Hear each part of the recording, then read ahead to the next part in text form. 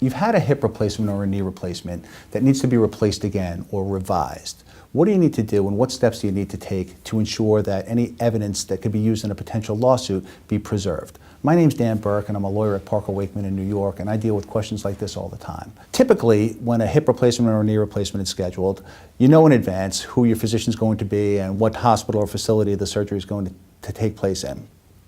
It's important in lawsuits like this that the knee joint itself or the hip joint itself and surrounding tissue be preserved. And by preserved, I mean it needs to be collected from the doctor and from the facility, bagged and preserved with the appropriate solution so that the tissue and bone and implant and the material surrounding the implant doesn't get damaged. How do you affect that as a consumer or as a patient who's going to see the doctor? Well, it's something you could do on your own and ask that the doctor preserve the device for you and ask that the facility preserve the device for you. But if you are going to pursue a lawsuit, it's better that you have your attorney take those steps for you. In certain litigations, such as the DePuy ASR hip implant litigation, which concerns a particular type of hip implant that was recalled in August of 2010, the court actually has a protocol for how these devices are to be preserved.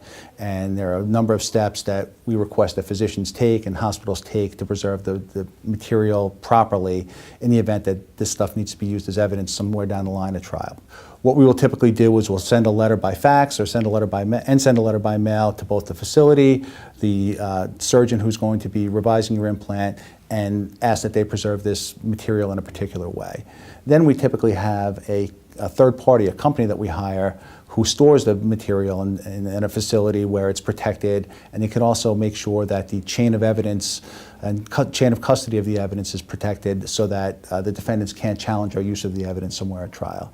Again, if you have an upcoming hip or knee replacement surgery or revision surgery, give me a call. I can answer any questions you may have concerning the preservation of the device and the preservation of evidence in the event that your case ever needs to go to trial. Again, my name's Dan Burke. I'm a lawyer at Parker Waichman. Thanks again for taking the time to listen.